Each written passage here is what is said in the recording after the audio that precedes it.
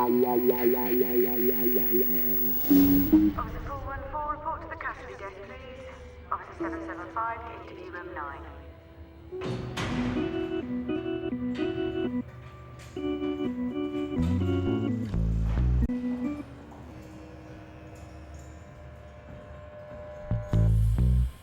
I don't know how long I'd been waiting exactly, but when he came in for the first time, I must say, I felt glad of some human contact.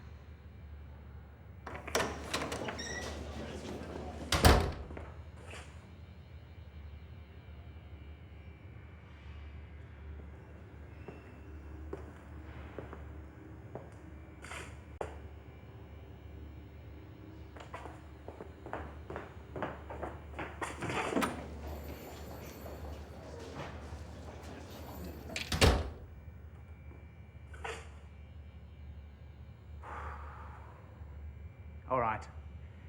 I've only got a few minutes, but if we're quick, we should be able to get all this settled before he comes back. Before who comes back?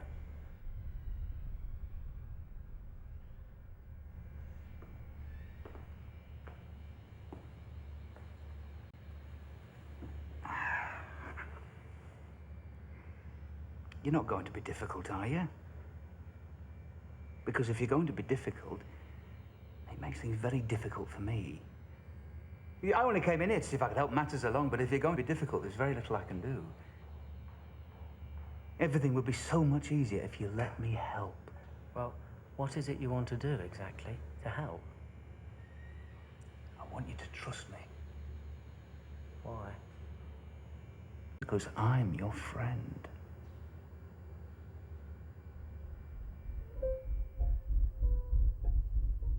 My mind had turned to the subject of food. I thought about what I should have for tea. Beans on toast was appealing. But then I remembered I was out of beans. Shouts a lot, doesn't he? It's all right. Won't be any shouting while I'm here. You can rely on that. Your ears can enjoy a well-earned rest. We'll have a nice, gentle talk. Just the two of us. You can tell me all about it. There isn't much to tell. Yes, I suppose that's how it must seem from your position. A barrage of questions, questions, and more questions until eventually you feel as if there's nothing left to say. But let me ask you a question. Have I asked you any questions? None to speak of, no. Well then. Not once have I shouted at you or criticised you or demanded to know anything. Like I said before, I simply want you to trust me. To think of me as your friend. Here you are. I expect you could do with a bite to eat, couldn't you? Yes, thanks. I was just thinking about food. I have been here rather a long time. 3 or 4 hours. At least. That is a long time. The waiting must be the worst part. The interminable waiting. Never knowing what's going to happen. And always wondering who'll be the next person to come through that door. I haven't thought about it like that, to tell the truth. Really? Really. Well, I'm sure you will very soon. Look, I've got to go now, but I'll be back shortly, I promise. In the meantime, I'll keep that chocolate hidden if I were you.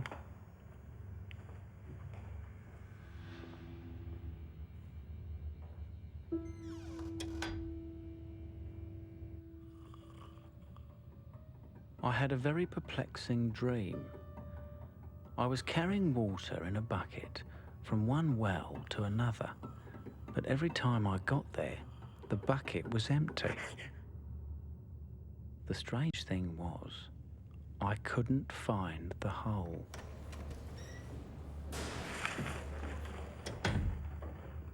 Officers 111 and 638 to the green quadrant.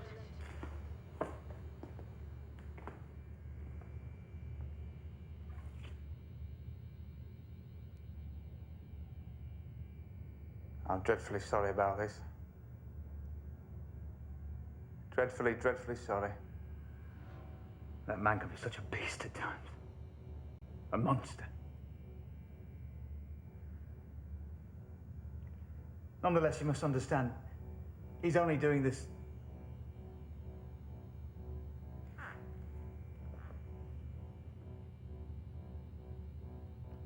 You all right?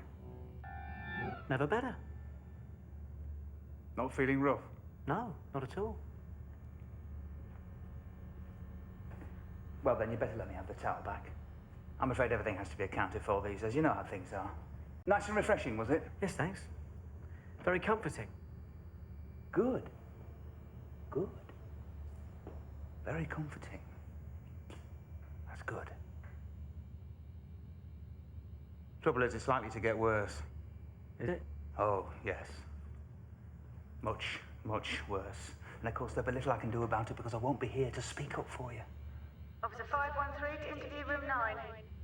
Immediately, please. But I thought you said you were going to help. Well, yes, I am going to help. Yes, I am. But I can only do that. When you come back? That's right, yes.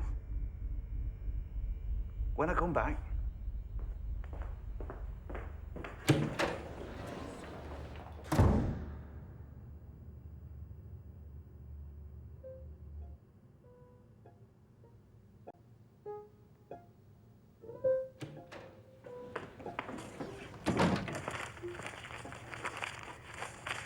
Dear, oh dear.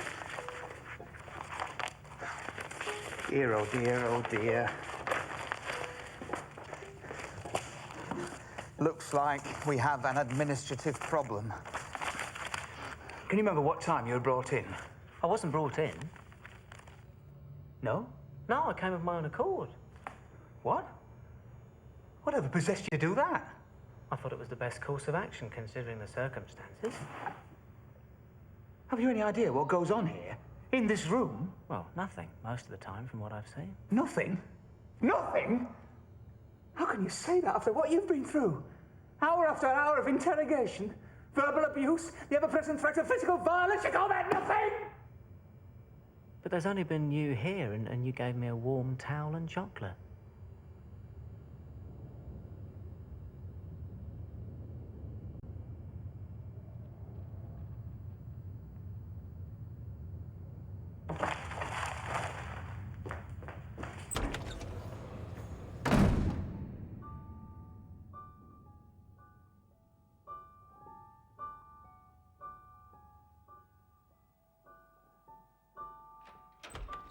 Officer 119 to the incident room.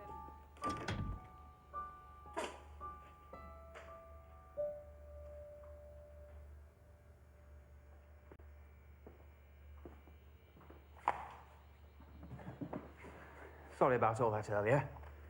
Staff shortages. Thought so. You're the good cop, aren't you? Silence!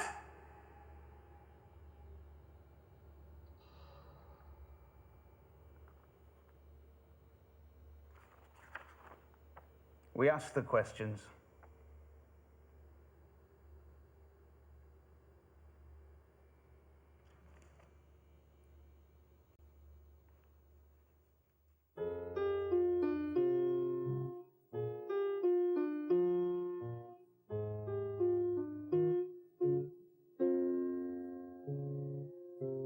Walking down a very narrow alley in the street, I saw an old man standing by a wall. Hastily I ran up to the old man, and I said to him in accents very small, "Get away from the wall, get away from the wall."